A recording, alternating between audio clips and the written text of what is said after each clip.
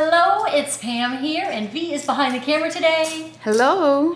And today we are going to start getting ready for cold and flu season. I do this every year, so I thought I would bring it to you. We are going to start out making an elderberry syrup. I use this with my cold infusion, which we're going to make later. But this is pretty awesome. And don't forget to check out all of our other videos here on YouTube. Check us out on Facebook, Instagram, and let's get into the recipe. I guess you call it a recipe. What I'm going to do is bring 2 cups of water, which I have here, to a boil with 1 cup of elderberries. And in here, if you can see it, I have 1 cinnamon stick. I've just got 5 or 6 cloves here, and then 3 or 4 slices of fresh ginger. I'm going to put all this together in my pot over here, and I'm going to bring it to a boil. And then you need to reduce it by half. And let me get it started here. Which burner am I on?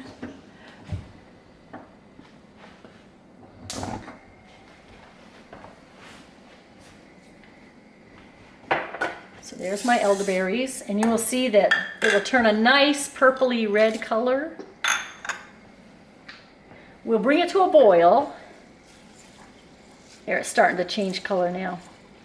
Yum. My kids love this. Okay. So what do you use? What do you do with this? I use it in teas, infusions, things like that. Whenever we have a cold going around, I will make big pots of tea, and then I will use this to sweeten the tea, especially for my kids. But this is the syrup, and so I will just use about a tablespoon of this in a cup of tea. Okay.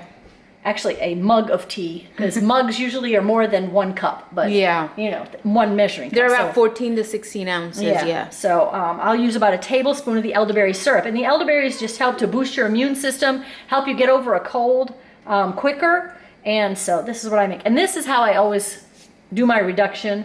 I just measure it on a spoon. That's pretty cool, actually. You know what I mean? And then I know where my half mark is, and I'll just mark it with my finger. Take my nail and just scratch it in there. And that's where I have to go to make it down to half. So I am going to bring this up to a boil and just let it boil until it's down by half. And then we will be back in just a few minutes, because it doesn't take long. Yeah. All right, now that this has boiled down, you can see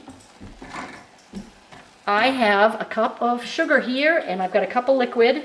Now this is vegan sugar. I've seen a lot of stuff on the internet, but there is such a thing as vegan sugar and non-vegan sugar, and it's the bone char that they use to get the sugar white and how they do it. But this one is vegan. So I'm going to put in this whole thing so that you end up with a syrup. And you could actually use equal parts of any. If you wanted maple syrup in here instead, I would use equal parts maple syrup. So if you boil this down by half, you have 1 cup of liquid left. You want to use 1 cup of a sweetener. Right. Most recipes call for honey, but you know, we're vegan, so we're not going to do that. So I am making it with sugar this time. I was thinking about maple syrup because that's my usual go-to, but I wanted to see how this will turn out. So now I'm just going to boil it for a minute until that sugar dissolves in here, and I can feel it. It's already dissolved. Yeah. And then I'm going to strain it and put it in the refrigerator, and this will keep for a long time. This, you know, will last you a month or 2, you know. I'm going to set this here because I'm going to need to squeeze the berries. Whoops. Oh, no, it stayed in. I was like, oh no, I got it down the side of the jar. Ooh, that's so good. And now I'm going to just squish it. Yeah, make sure I get all the goodness out of it. You can see it dripping down. And it looks syrupy when you're smushing it. It looks syrupy. You want to get out as much as you can.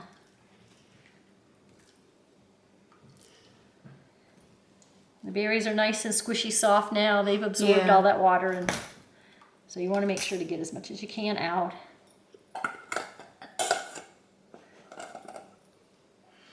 And then I have a jar here.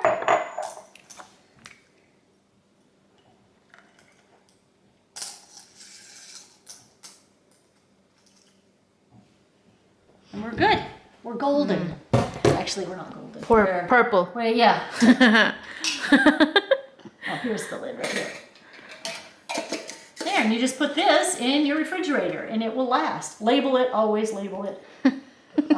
So label what it is, elderberry syrup, put it in your refrigerator and you will have it when cold and flu season hits. So I hope you like this video. It's not really a 50-50 recipe or anything like that, but this is how I prepare for cold and flu season at my house, and I thought you guys might like it as well. So make sure you check us out on all the social media platforms and catch us next week. We will be back, and bye for now. Bye, guys.